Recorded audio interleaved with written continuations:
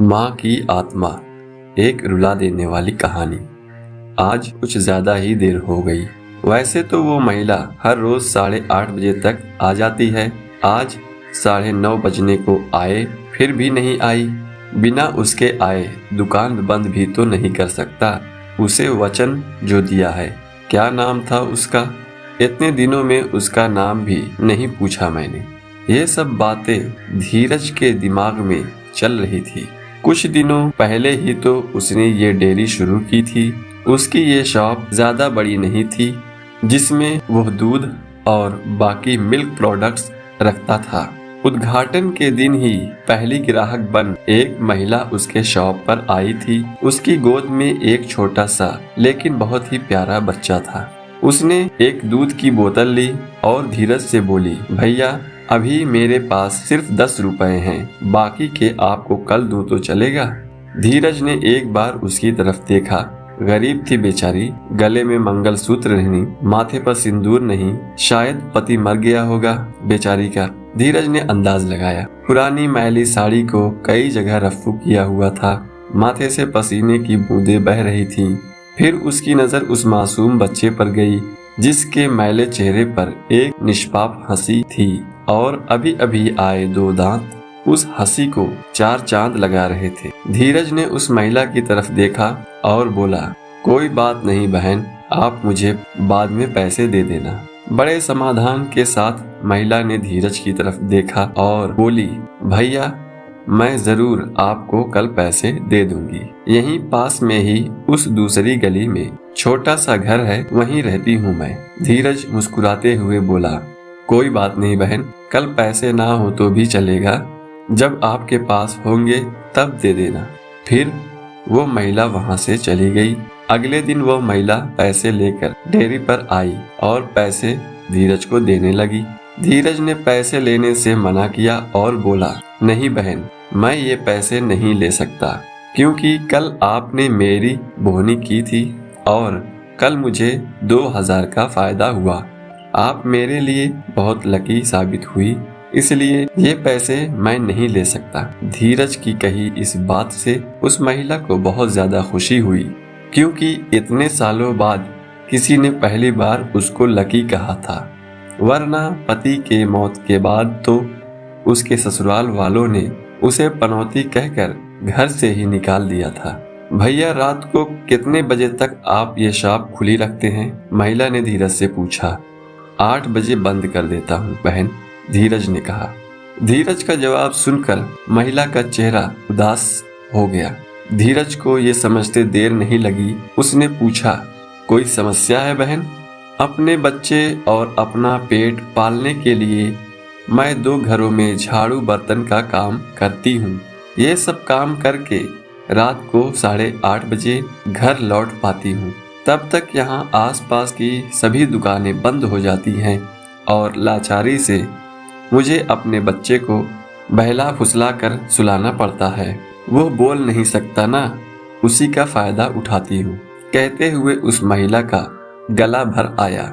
महिला की बातें सुन धीरज को बहुत बुरा लगा। फिर वो बोला, आप चिंता मत कीजिए बहन, बिना आपको दूध की बोतल दिए ये शॉप बंद नहीं होगी, लेकिन मेरी एक शर्त है। आंसू पोंछते हुए महिला ने धीरज की ओर देखा और पूछा, क्या शर्त है? धीरज बोला, आप मुझे दूध के पैसे नहीं देंगी। यह सुन उस महिला की आंखें फिर छलक गई, लेकिन इस बार आंसू दुख के नहीं खुशी के थे। उसे ऐसा लग रहा था जैसे इंसान के रूप में ईश्वर उसकी मदद करने आए हों। उस दिन से हर दिन 8:30 बजे वो डेयरी पर आकर दूध की बोतल लेकर जाती। धीरे धीरे 5 महीने बीत गए और धीरे धीरे महिला बीमार होने लगी। ज्यादा काम और चिंता की वजह से उसका शरीर दिन ब दिन सूखता जा रहा था। ऐसे ही एक दिन धीरज अपने दुकान का सारा काम खत्म कर इस महिला के आने का इंतजार कर रहा था। 9:30 बजे वो महिला आई। आज उसका चेहरा कुछ ज्यादा ही बेजान नजर आ रहा था। बीमारी के कारण आंखों के नीचे काले घेरे और ज्यादा बढ़े हुए नजर आ रहे थे। धीरज ने तुरंत फ्रिज खोलकर दूध की बोतल निकाल उसे दी।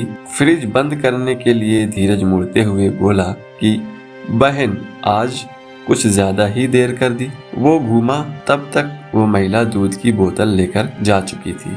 उसने सोचा आज ज्यादा देर हो गई, इसलिए वो जल्दी चली गई होगी। बेचारी का बच्चा रोता होगा भूख से। धीरज ने दुकान बंद की और घर चला गया। अगले दिन ठीक 8 बजे वो महिला शॉप पर आई और आकर बिना कुछ बोले खड़ी हो गई।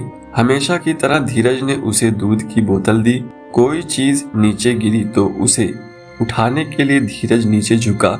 वो चीज उठाई और सामने देखा तो वो महिला वहां नहीं थी। धीरज को आज पता नहीं क्यों उस महिला में काफी बदलाव नजर आया था। उसे वो बड़ी कमजोर सी नजर आई। अगले दिन फिर 8 बजे वो महिला उसके शॉप पर आई।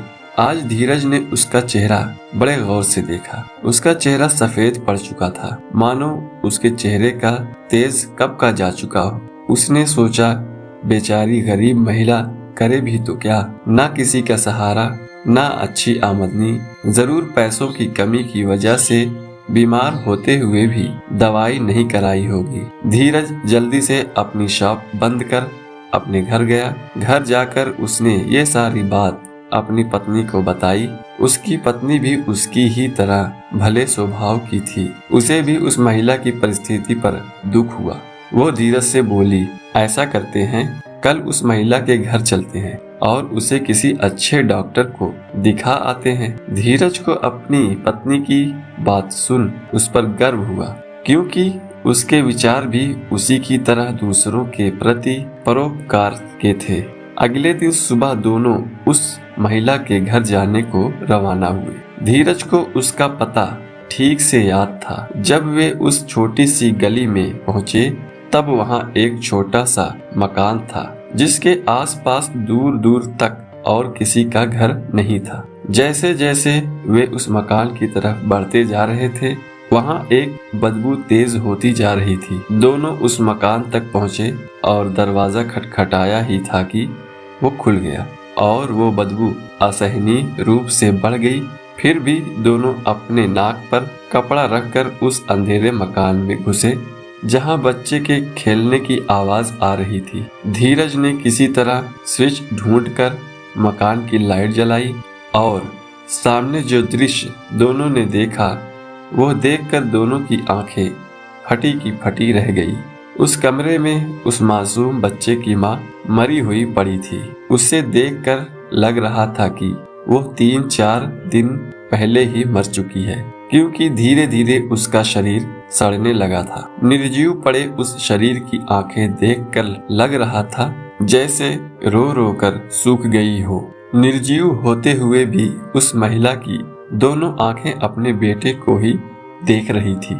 उसका बच्चा भी अपनी माँ की आंखों में देखकर खेल रहा था, जैसे उसे लग रहा हो कि माँ उसके साथ खेल रही है और उसका पूरा ध्यान उसी पर है। वहीं पास में ही दूध की 3-4 खाली बोतलें पड़ी हुई थी। यह दृश्य देखकर धीरज और उसकी बीवी दोनों अचंभित रह गए। दोनों के रोंगटे खड़े हो गए। धीरज को अभी भी विश्वास नहीं हो रहा था कि एक मरी हुई माँ अपने बच्चे के लिए उसके पास से दूध लेकर जाती थी। धीरज ने और उसकी बीवी ने उस महिला का विधिवत अंतिम संस्कार किया और उस बच्चे को धीरज ने अपने बीवी के हाथ में रखा। उसने भी उस बच्चे को बड़े प्यार से लिया और दोनों ने उस बच्चे को गोद ले लिया। धीरज को अपनी पूरी जिंदगी यह ध्यान रहा कि उस बच्चे की माँ अभी भी उसके साथ है और उस पर नजर रखे हुए है। कहानी पसंद आई हो तो लाइक करें, चैनल को सब्सक्राइब करें और कमेंट में अपनी राय जरूर दें।